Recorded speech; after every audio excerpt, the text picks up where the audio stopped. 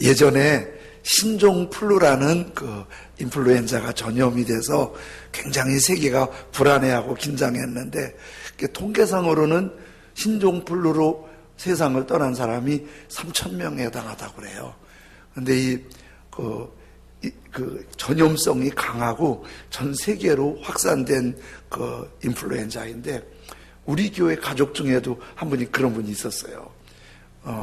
명절 지키기 위해서 이발소에 이발하러 갔다가 이발하고 왔는데 아마 그 이발소에서 감염이 됐나 봐요. 명절 지키는데 몸이 좀 으실으실하고 안 좋고, 그런데 명절에 가족들한테 괜히 패기치고 싶지 않아서, 우리는 아픔 꼭 참잖아요. 꼭 참고 있다가 명절 끝난 다음에 병원에 문이 열려서 가봤더니 검사 결과 신종플루인 거예요. 그런데 이미 그게 몸에 많이 진척이 돼서, 그 인플루엔자가 이렇게 공격하면은 거의 폐를 공격하잖아요. 그래서 임산부, 약한 분, 노인이 연세가 많으신 분, 이런 분들이 폐가 약하니까 그 폐가 공격되면 숨을 못 쉬게 하니까, 그래서 그분은 결국 못 일어나셨어요. 중환자실에서 격리되어 있다가 못 일어나셨어요.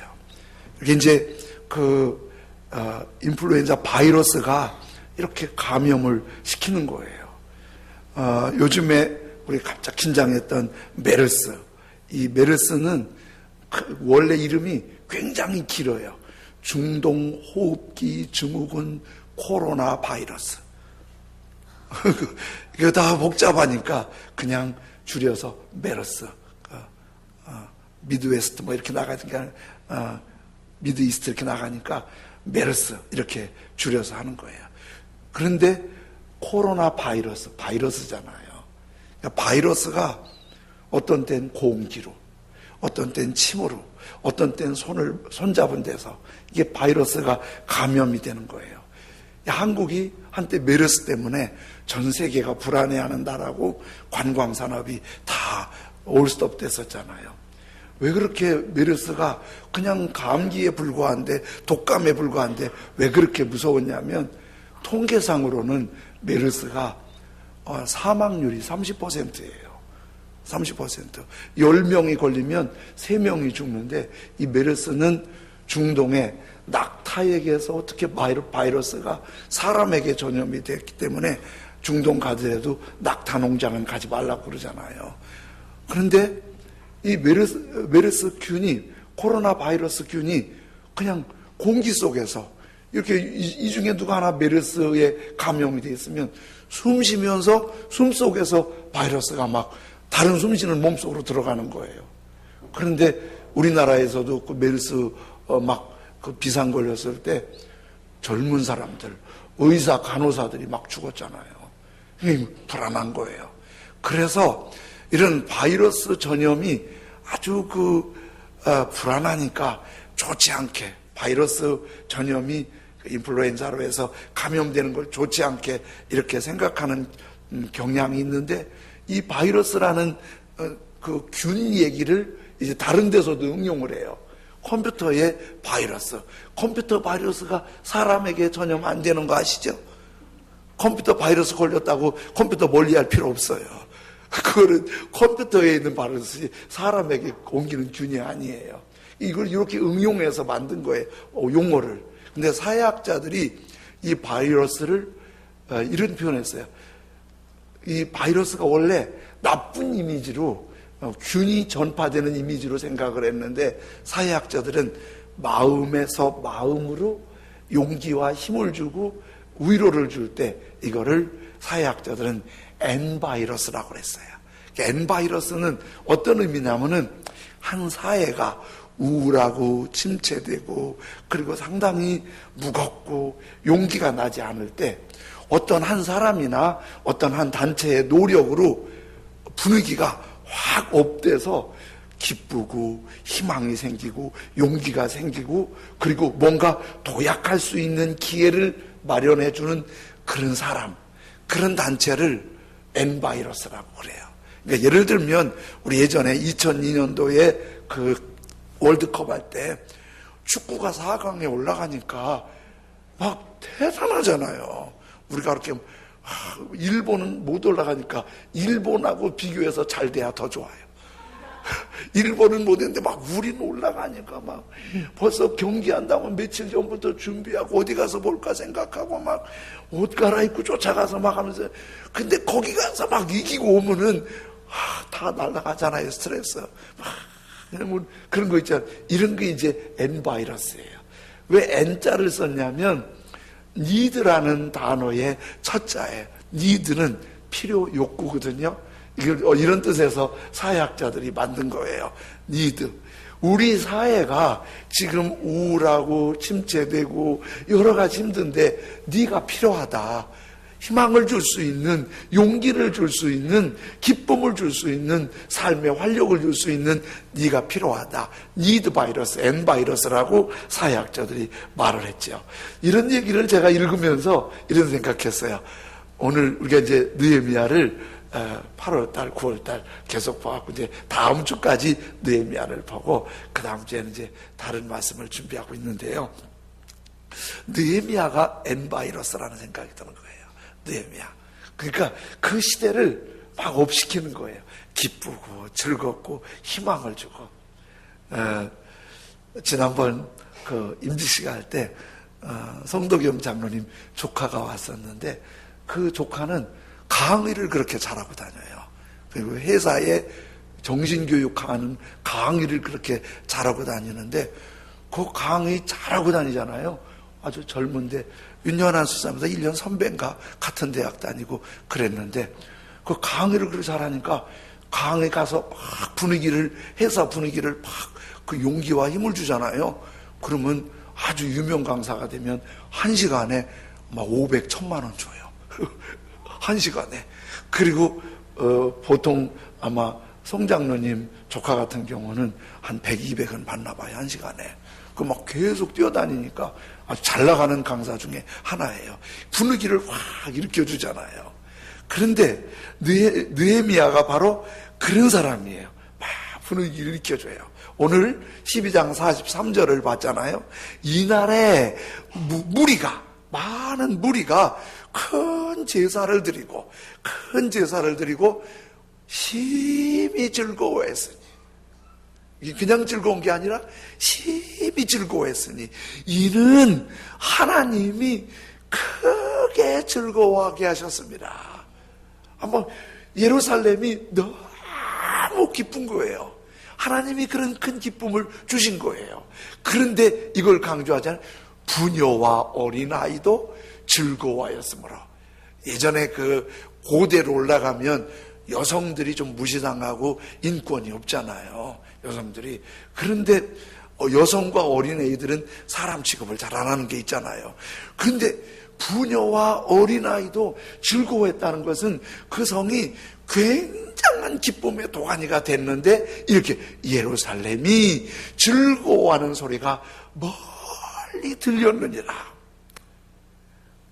이 예루살렘의 이 즐거움이 막 예루살렘 안에 얼마나 기쁘고 즐거운지 먼 데 사람들도 예루살렘이 뭐 좋은 일이 있나 봐 이럴 만큼 좋아진 거예요. 그런데 이런 즐거움이 심히 즐겁고 크게 즐겁고 부녀와 어린아이도 즐거워하고 멀리서도 들리는 이 즐거움의 바이러스를 시작한 분이 느헤미야예요. 그러니까 느헤미야는 즐거운 바이러스, M 바이러스가 되는 거예요. 그런데 느헤미야가 왜 이렇게 즐거움을 만들었죠? 느헤미야가 이런 즐거움을 만들 수 있었던 걸 이제 두 가지를 관심 있게 보는데, 한 가지는요 이런 거예요. 지금 이제 이 12장은 성벽을 다 완공하고 봉헌식을 하는 거예요. 봉헌식은 하나님의 백성들의 모든 의식은 예배잖아요.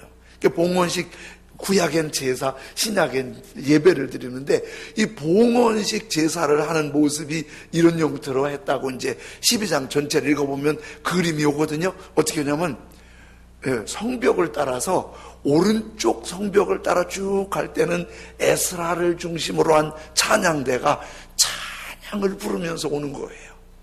그리고 왼쪽 성벽을 따라서는 레위지파 찬양대를 중심으로 해서 찬양대가 와요. 우리 그 가도 행진을 하면은 뭔가 좀 분위기가 이렇게 막 도전되잖아요. 그런데 나와 그 생각이 같은 그런 사람들이 가도 행진하면 뭉클해지고 그러잖아요. 근데 예루살렘 전체는 그동안 성전도 없고 성벽도 없고 아주 무너졌던 거기에 성전도 세우고 성벽도 세우고 오른쪽에서 에스라를 중심으로 왼쪽에서 찬양대를 중심으로 찬양을 부르면서 쭉 이렇게 가는 거예요. 그러다가 어느 지점에서 딱 만나요. 만나갖고 딱 이렇게 성전으로 와서 거기서 봉헌식 제사를 하는 거예요. 어느 때가 가장 감동이냐면요, 그 찬양대가 쭉 하고 오다가 한 지점에서 딱 만나는 거예요.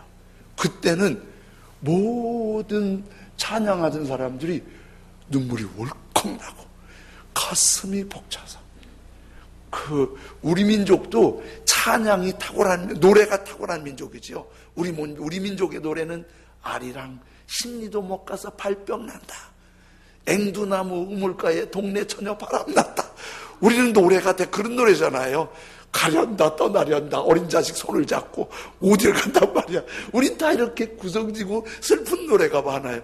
구약에는 찬양에 막 희망과 용기와 하나님의 임재와 기름 부으심이 가득한 찬양을 막 부르다가 그 찬양의 감동으로 딱 만나서 성전을 향해 가는데, 이렇게 이제 준비하는 27절 보세요. 예루살렘 성벽을 봉헌하게 되니 각처에서 레위 사람들을 찾아 예루살렘으로 데려다가 감사하며 노래하며 재금을 치며 비파와 수금을 타며 즐거이 봉헌식을 행하려 하며, 지금 막 찬양의 감동에 딱 넘치는 거예요. 근데 어떻게? 감사하며 노래하며. 이 말씀을 보면서 여러분, 지금 이 심히 기뻐하고 크게 기뻐하고 부녀와 어린아이도 기뻐하는 이 기쁨의 엠바이러스의 주축은 느헤미야예요. 그러면 이런 큰 영광스러운 대회가 있으면 꼭 이렇게 하잖아요. 이거 다 느헤미야가 한 겁니다. 우리 느헤미야한테 박수 쳐줍시다. 거기에 또 에스라도 빼놓을 수 없습니다. 박수 쳐줍시다. 우리 모두 다 귀합니다. 박수 쳐줍시다. 우리 이렇게 박수 쳐주잖아요. 사람이 인정받고 칭찬받고 대우받고 그러면 즐겁잖아요. 그런데 느헤미야를 보면 느헤미야를 박수치거나 에스라를 박수치거나 누구 박수치지 않고 어떻게 하나님께 감사하며 노래하며, 그 누구도 아닌 하나님만 높임을 받으시옵소서. 하나님 감사합니다. 하나님만 찬양을 받으시옵소서. 요 말이 잘 이해가 안 되는 분이 있을지 몰라요. 그래도 사람이 인정을 받아야지, 칭찬을 받아야지, 그리고 높여줘야지. 그 사람은 뭐냐고 그럼 이렇게 생각하는데, 사람은요 칭찬받고 인정받고 높임을 받잖아요. 그게 얼핏 보기엔 굉장히 좋은 것 같은데, 사실은 사람 누군가를 칭찬하고 높이고 또 그리고 격려하고 그러잖아요. 항상 역반응이 있는 거예요. 그렇잖아요? 생각해 보세요. 대통령이 당선되면은 막 좋아하지만은 한쪽에선 좋아서 울지만은 한쪽에선 억울해서 우는 거예요. 내가 돼야 되는데, 그쪽에서 잘하고 있으면 또 이쪽에서 막 내가 하면 더 잘할 텐데 그러면서 하는 거예요. 누가 돈을 엄청 잘 벌잖아요. 한쪽에서는 엄청 손해보고 있는 거예요. 이게 사람은 항상 이런 역작용이 있어요. 그래서 칭찬받고 인정받고 높임받는 게 분명히 좋기는 좋지만은 이게 항상 사람한테는 위험함이 있어서 깊고 넓고 멀리 퍼지는 그런 즐거움은 얻기가 어려운 거예요. 그런데 우리 모두 겸손히 낮추어서 임직식 하느라고 모두 수고하고 헌신하고 모두 열심히 하셨는데, 그러나 누구를 높이지 않고 누구를 칭찬하려고 하지 않고 다 하나님이 하셨습니다. 하나님 감사합니다. 하나님 높임을 받으세요. 그러면요, 그 즐거움이 아주 심히 즐겁고 크게 즐겁고 모두 구분 없이 즐거워지는 즐거운 바이러스가 되는 거예요. 느헤미야가 앞서서 하나님께 감사하고 하나님을 노래하고 모두 하나님을 높이니까 더 잘나고 더 못나고 더 잘되고 못나고 없어요.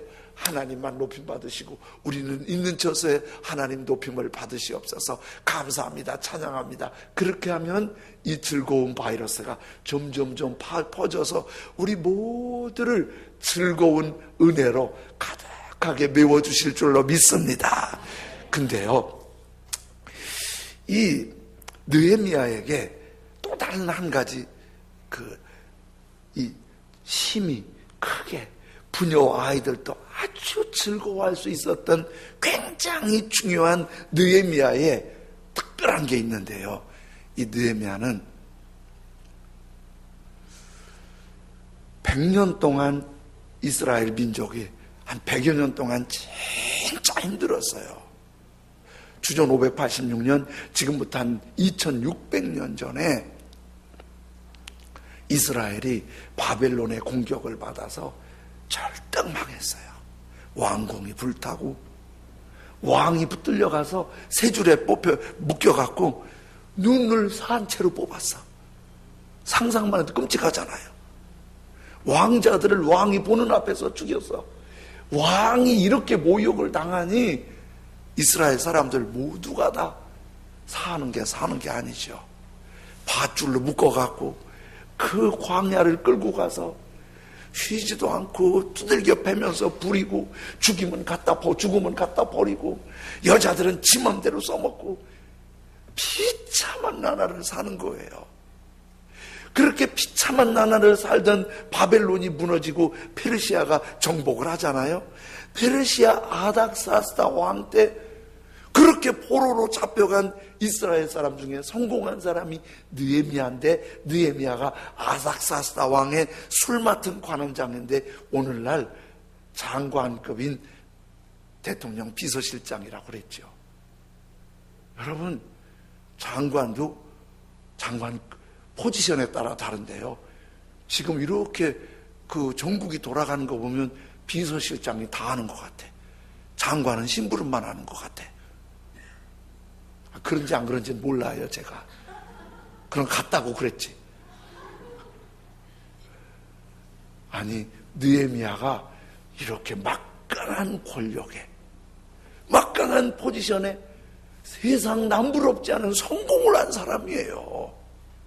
근데 어느 날 이 느헤미야에게 망한 예루살렘에서 동생이 방문했어요.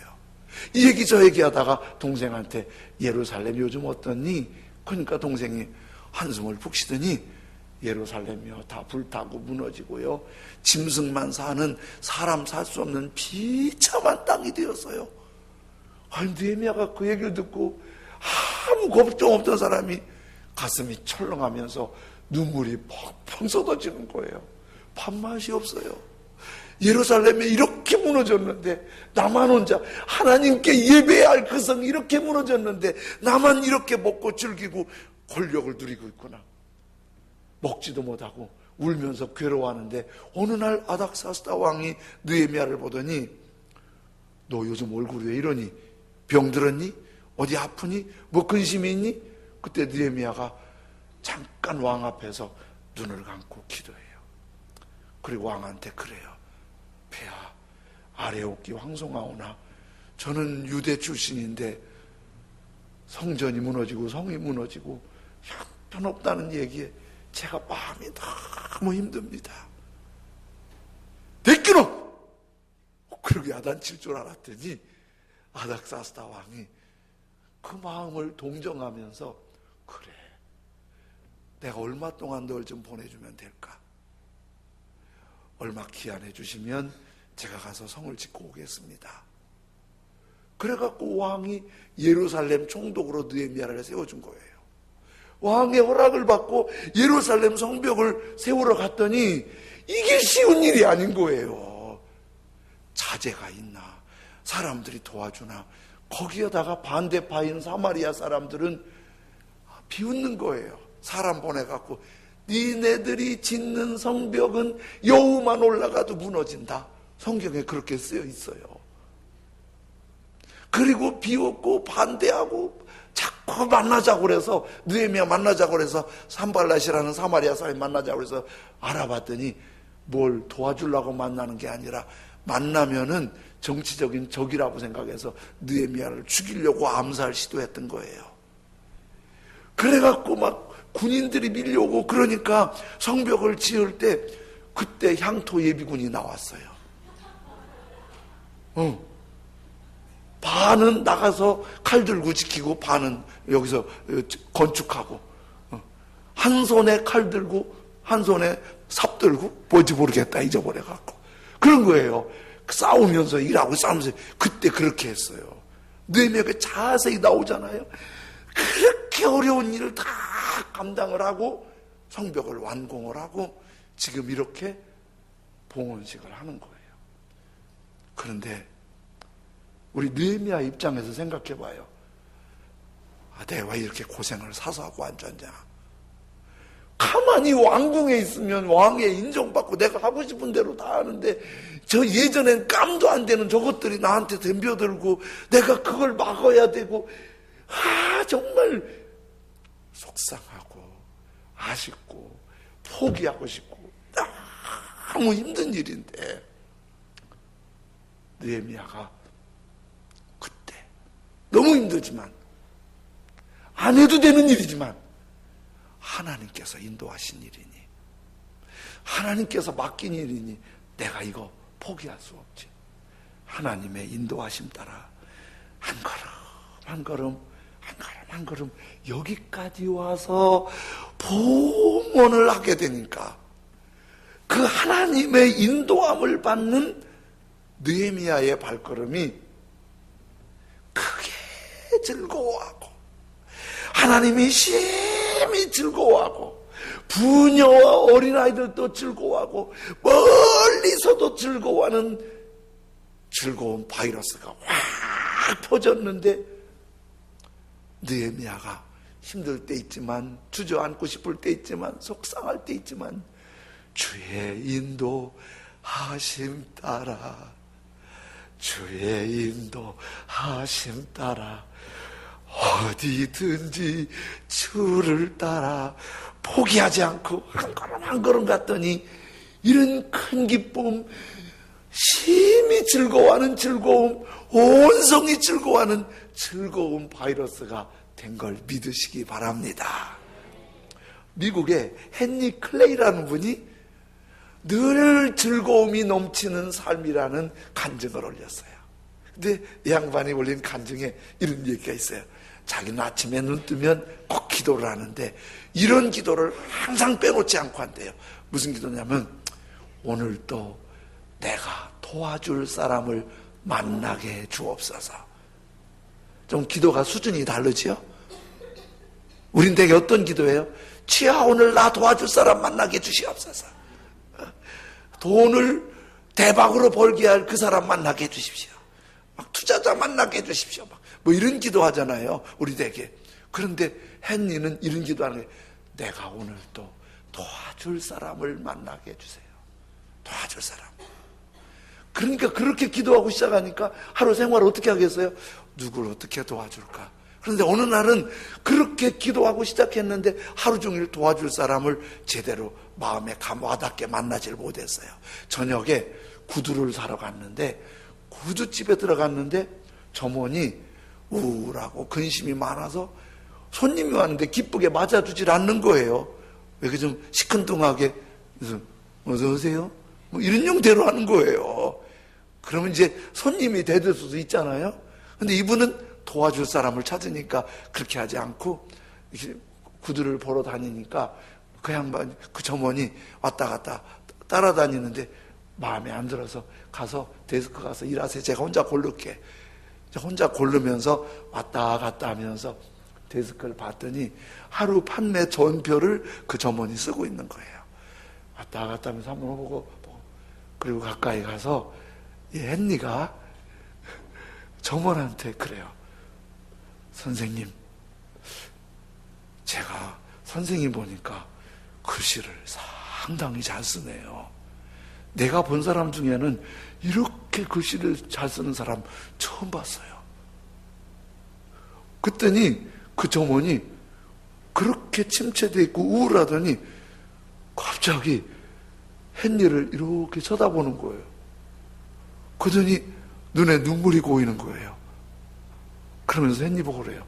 선생님, 제가 그런 말 처음 들어봤어요. 그러더니요, 그 말 한마디가 그 자세가 달라지는 거예요. 딱 서고 눈이 빛나더니 고맙습니다. 근데 옆에서 막 뭘 도와주는 거예요. 그러다가 구두를 하나 샀지요. 나오는데 그 점원이 문을 열고 안 보일 때까지 손을 들고서 환하게 웃어주는 거예요. 글 잘 쓴다고 한마디가 이렇게 힘이 된 거예요. 그날 밤 헨리가 너무 즐거워서 마음이 행복하게 잠들었다는 거예요. 너무 즐거워서. 이런 게 뭐지요? 그분은 주님의 인도를 받는 거예요. 우리 바울사도 굉장히 존경하는 믿음의 선배잖아요. 근데 바울사도의 행적을 사도행전에서 보면 진짜 만만치 않아요. 이고니온에 전도하러 갔는데 반대하는 사람들이 바울을 붙잡아 돌로 때렸어요. 간신히 도망 나왔어요. 돌로 때렸다는 건 죽이겠다는 거거든요. 거기 도망 나와갖고 루스드라에 갔어요. 이웃 마을.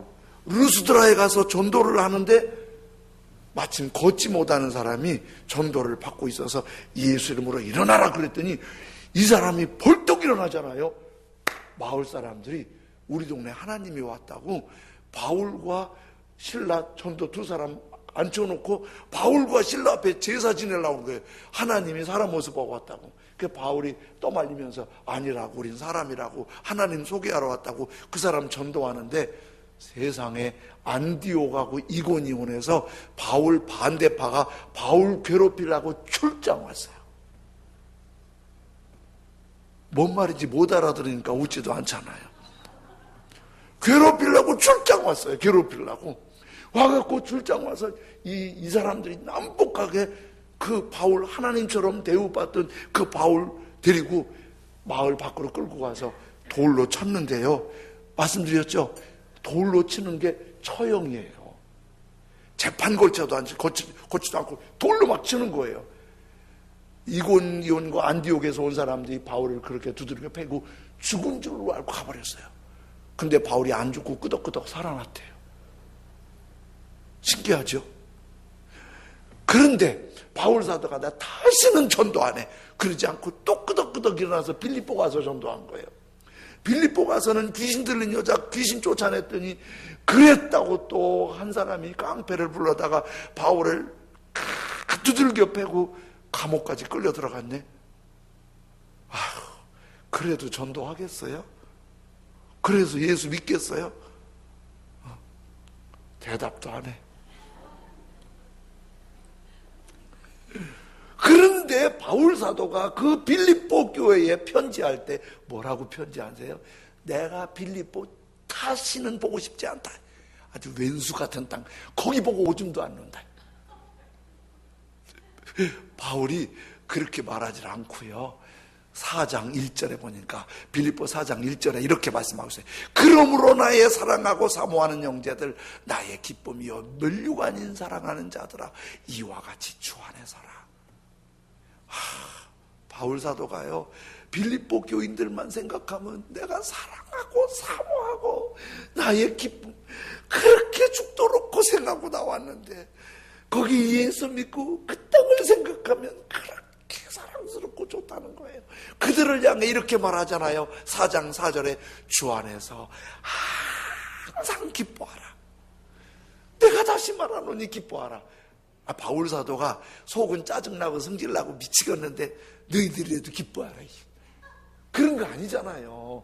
바울 안에 이 기쁨이 막 솟구치니까 기뻐해라. 너희들 예수 믿는 거 힘들지만은, 신앙생활 하는 거 힘들지만은 기뻐해라, 즐거워해라, 기뻐해라. 바울 안에는 형용할 수 없는 주님의 기쁨이 막 솟아나는 거예요. 얼마나 기쁜지 빌립보서 2장 17절 18절에 이렇게 말씀하세요. 만일 너희 빌립보 교인들의 믿음의 제물과 봉사 후에 내가 나를 드려 관제로 드릴지라도. 이게 뭔 말인지 아시겠어요? 관제로 드릴지라도. 관제는 이런 거예요. 구약에 제물을 드릴 때 양을 잡아드리거나 곡식가루를 제물로 드리거든요. 근데 가끔 제물에다가 포도주를 부어드려요. 제물에다가. 이게 관제예요. 이게 무슨 뜻이냐면, 빌립보 교인들의 믿음의 제물과 빌립보 교인들의 신앙생활하면서 봉사하는 섬김, 너희들의 믿음과 너희의 봉사에 나를 기름 짜듯 포도주 짜듯 꽉 짜서 내가 물이 돼서 너희에게 드릴지라도 짜증나는 게 아니라 나는 기뻐하고 너희 무리와 함께 기뻐하리니 이와 같이 너희도 기뻐하고 나와 함께 기뻐하라. 이게요, 이렇게 이해하면 좋아요. 부모님의 마음이에요. 부모님은 자녀에 대해서 이러쿵저러쿵 말하지만요, 자녀 잘 된다면 내 피라도 뽑아주고 싶잖아요. 자녀를 위한다면 내가 뭔들 못하겠어요. 자녀를 위한다면 내가 뭔들 못하겠어요. 바울 사도는 당신이 복음을 전해서 예수 믿는 그분들을 위해서 나를 기름 짜서 너희한테 부어드려도 나는 기쁘고 너희 무리와 함께 기뻐하고 너희와 함께 기뻐하리라. 주님의 인도함을 받는 바울 사도의 발걸음에 느헤미야 못지않은 힘들고 지치고 죽을 것 같고 힘든 일이 있지만은 그 바울 사도가 가는 그 길에는 주님의 인도함을 받기 때문에 뭐가 있어요? 즐거움이 있어요. 기쁨이 있어요. 즐거운 바이러스예요. 엠바이러스예요. 오늘 우리에게 그런 은혜가 있길 원합니다. 한 집사님이 시장 갔다 오다가 추록에서 바나나를 판매하는 한 분이 계시더래요. 근데 그분이 바나나를 판매하면서 거의 다 팔리고 마지막 조금 남았는데 떨이 싸게 사가요. 떨이 싸게 사가요. 그러더래. 그래서 마침 바나나도 필요해서 가봤더니 싸기는 싼데 다 골라갔으니까 좀 질이 떨어지겠죠. 그래서 기쁨으로 그걸 한 송이 남은 거 샀어요. 돈도 싸게 주고 샀어요. 그쪽으로 올 수 있잖아요. 근데 이 집사님이 바나나를 딱 산 다음에 오지 않고 자기가 산 한 송이 중에서 가장 싱싱하고 맛있어 보이는 거 하나를 뚝 떼갖고 그 장사하시는 문 앞에서 저 껍질을 벗기는 거예요. 딱 벗기더니 그 장사하는 사장님한테 바나나 파느라고 고생하셨죠. 돈 벌기 힘드시죠. 열심히 파느라고 돈 버느라고 바나나 한번 제대로 안 먹어보셨죠. 제가 이거 선물로 드릴게요. 그리고 그 바나나를 그 사장님한테 드린 거예요. 근데 그 사장님이 바나나를 딱 봤더니 눈에서 달걀똥 같은 눈물이 줄줄 흐르는 거야. 진짜 장사밖에 몰랐거든요. 어떻게 이거 빨리 팔고 빨리 집에 갈까? 어떻게 이익 좀 남겨갈까? 이 생각밖에 못했는데 난데없이 한 분이 바나나를 딱 벗겨서 마음 편하게 한번 다 팔았으니까 하나 잡숴보세요. 그 집사님 마음에 주님이 그런 생각을 주시더라는 거예요. 오늘 느헤미야 12장 43절을 다시 볼게요. 이날에 우리가 큰 제사를 드리고 오른쪽에서 에스라 중심으로 왼쪽에서 찬양대 중심으로 쫙 합류해서 성전을 향해 올라와서 예전에 솔로몬 성전 같지 않지만은 새로운 성전을 짓고 거기에 올라와서 하나님 앞에 번제와 화목제를 크게 제물로 드리고 우리가 큰 제사를 드리고 심히 즐거워하였으니 이게 임재부흥이에요. 주님 앞에 그렇게 예배 드릴 때 주님의 임재를 느끼면서 그렇게 좋을 수 없는 거예요. 우리가 심히 즐거워하였으니 이는 하나님께서 크게 즐거워하게 하셨습니다. 부녀와 아이도 즐거워하였으므로 예루살렘이 즐거워하는 소리가 많이 들렸느니라. 이 즐거움의 바이러스가 하나님에게서 시작됐고 하나님에게서 시작된 이 바이러스가 느헤미야 속에 들어왔어요. 느헤미야 모든 감사를 하나님께 드리고 그리고 하나님 인도하심 따라갈 때 쉽지 않지만 여러 번 포기하고 싶었지만은 여러 번 속상했지만 주의 인도하심 따라 무릎 꿇지 않고 갔더니 이런 큰 즐거움의 바이러스가 온 땅에 퍼진 거예요. 주님은 우리에게 그 즐거움을 그 기쁨을 공급하시는 생명수 우리 주님이신 걸 믿습니다. 그 주님의 기쁨을 받은 우리들이 명절에 가족들 만나고 이웃들 만나잖아요. 주님의 즐거움 바이러스 M바이러스가 되기를 소원합니다. 그 즐거운 바이러스 M바이러스 어떻게 할 때 주님께 감사하는 마음을 잊지 마세요. 상황이 안 좋아도 꼴보기 싫은 사람이 있어도 그래도 주님 감사합니다. 그 인간 없는 것보다 있는 게 낫습니다. 그래도 감사하고 주님 제가 뭐 좀 할까요? 어떻게 좋은 말 한번 해줄까요? 제가 어떻게 바나나 한번 껍질을 벗겨줄까요? 주었더니 탁 쳐버려도 그래도 내 사랑이야. 간설게 다 빼놓고 그리고 즐거운 바이러스가 되면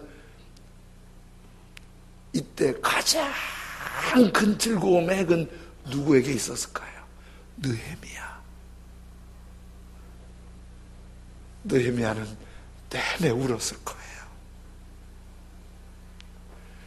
거기 왕의 술 맡은 관원장 내려오는 거 후회하지 않았어요.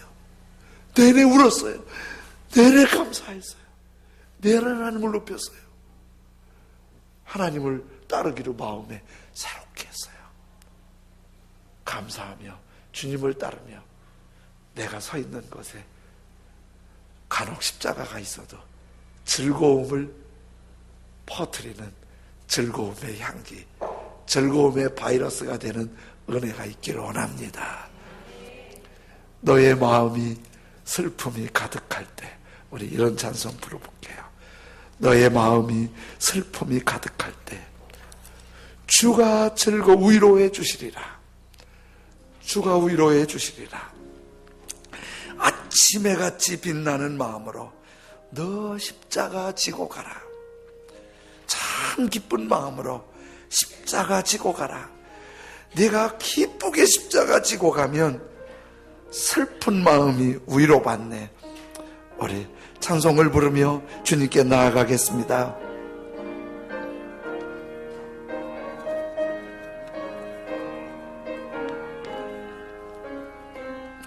너의 마음에 슬픔이 가득할 때 주가 위로해 주시리라.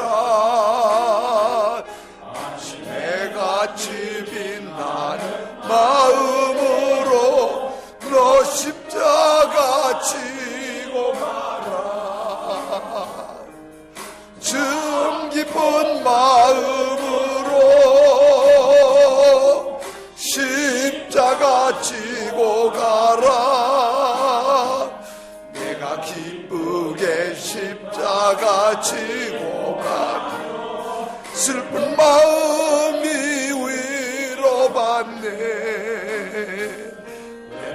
알아서 주시는 은혜로서 알아 심령의 힘을 얻고 주가 언약한 말씀을 기억하고 너 십자가 지고 가라. 참 기쁜 마음으로 십자가 지고 가라. 내가 기쁘게 십자가 지고 가면 슬픈 마음이 위로받네. 내가 맡은 일 성실히 행할 때에 주님 앞에서 상 받으리. 주가 베푸신 은혜를 감사하며 너 십자가 지고 가라. 참 기쁜 마음으로 십자가 지고 가라. 내가 기쁘게 십자가 지고 가라. 슬픈 마음이 위로 내가 맡은 일 성실히 행할 때에 주님 앞에서 상 받으리. 주가 베푸신 은혜를 감사하며 너 십자가 지고 가. 참 기쁜 마음으로 참 기쁜 마음으로 십자가 지고 가라. 내가 기쁘게 십자가 지고 가면 슬픈 마음이 위로받. 참 기쁜 마음으로 참 기쁜 마음. 감사의 사람으로 주님의 인도를 받는 섬김의 사람으로 감사의 사람으로 주님을 인도를 받는